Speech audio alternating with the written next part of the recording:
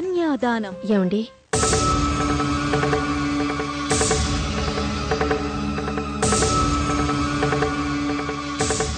కళకళ్ళాడాల్సిన మన కుటుంబంలో ఈ కలతలేంటండి?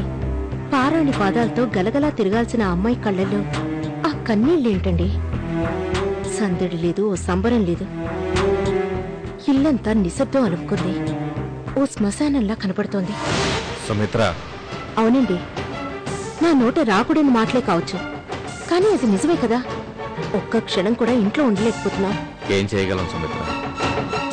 ఇలా జరుగుతుందని మనం ఊహించామా? అందుకే కొత్త దంపతులకి జరగాల్సిన ముచ్చట్లు జరిపించాలి. సుమిత్ర, సంబంధం లేని రెండు కుటుంబాల్ని ఏకం చేసేదే పెళ్లి. అలాంటి పెళ్లి జరిగిన ఇళ్లలో ఎన్నో ఆనందాలు, ఆడంబరాలు, విందులు, వినోదాలు చోటు చేసుకుంటూ ఉంటాయి. కానీ వాటన్నిటికీ మనం దూరం అయిపోయామే.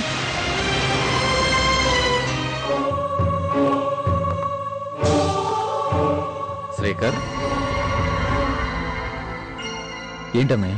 నువ్వేంట్రా ఒంటరిగా గడపొద్దని అర్చనకి చెప్పి నువ్వు ఒంటరిగా గడుపుతున్నావు? నలుగురిలో తిరిగే అవకాశం ఎక్కడుందన్నయ్య? బయటికి వెళ్తే రకరకాల ప్రశ్నలు, ఆ ప్రశ్నలకు సమాధానం నా దగ్గర లేదు. చాటుగా గడపాల్సిన కర్మ నీకేంట్రా? నువ్వేమన్నా తప్పు చేసావా? ఏమైందని బాధపడుతున్నావు? అర్చన పెళ్లి చేసుకున్నాను కదా అన్నయ్య, అంతకంటే తప్పేముంటుంది? వాళ్ళ అమ్మాయితో జీవితం పంచుకోవాలనుకున్నప్పుడు కష్టాలను కూడా పంచుకోవాలి. ఎటు చూసినా ఏ దారి కనిపించడం లేదు.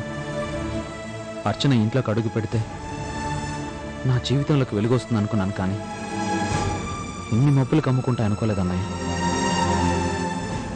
ఈ సమస్యకు పరిష్కారం దొరుకుతుందని నేను అనుకోవడం లేదు. లాయర్ గారిని కలిసి వచ్చానమ్మా. ఏమన్నారు? కేసు టేకప్ చేస్తానన్నారు. కానీ ఏంట్రా, ఏమైంది? కేసు వివరాలు విన్న తర్వాత కష్టం అంటున్నారు. అంటే మురళి ఎక్కడున్నా తిరిగొచ్చి నాన్నకి హత్యకి సంబంధం లేదని చెప్పాలి, లేదా నాన్న అక్కడికి వెళ్ళలేదని సాక్ష్యాలైనా సృష్టించాలి. అందుకు ₹1,00,000 ఖర్చు అవుతుందన్నారు. ₹1,00,000? అతను పేరు మోసిన లాయర్. నాన్న బయటికి రావాలంటే తప్పదమ్మా. అంత డబ్బు ఎక్కడి నుంచి తీసుకొస్తాంరా? కంగారు పడకమ్మా, నేను ఏర్పాటు చేస్తాను.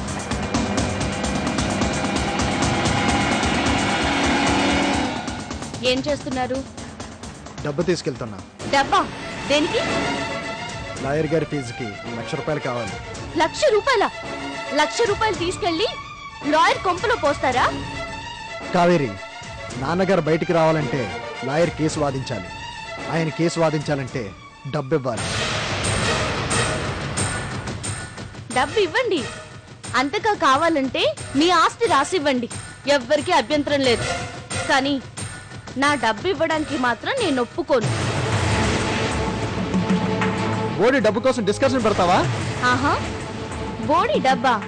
మరి ఆ డబ్బు కోసమే కదా ఎగబడుతున్నారు. నా డబ్బు బోడి డబ్బైనప్పుడు మానేయండి. చేతనైతే పెళ్ళాం సొమ్ముకి ఆశపడకుండా మీ నాన్నగారిని విడిపించుకో. అంతేకాని నా డబ్బుని టచ్ చేస్తే మాత్రం ఊరుకోను.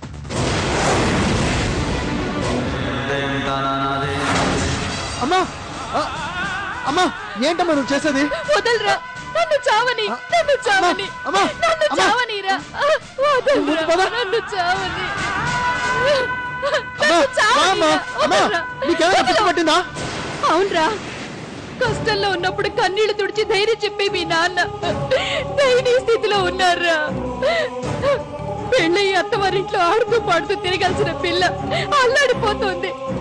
ఇవన్నీ చూడలేక, చూసి భరించలేక నాకు పిచ్చి పట్టిందిరా. అలాగని ప్రాణాల మీదకి తెచ్చుకుంటావా? పుట్టినింటికి మెట్టినింటికి ఎన్నో కలలు, ఆశలు ఉంటాయి. ఏ ఒక్క కోరికైనా తీర్చుకోగలిగామా? సరే, దురదృష్టం పుట్టింటికి ఆ భాగ్యం లేదు. కనీసం మెట్టినింట్లో అయినా జరగాల్సిన కార్యక్రమాలు జరగాలి కదా. పాటించాల్సిన సాంప్రదాయాలు మర్చిపోకూడదు కదా. అర్థం చేసుకో అర్చన.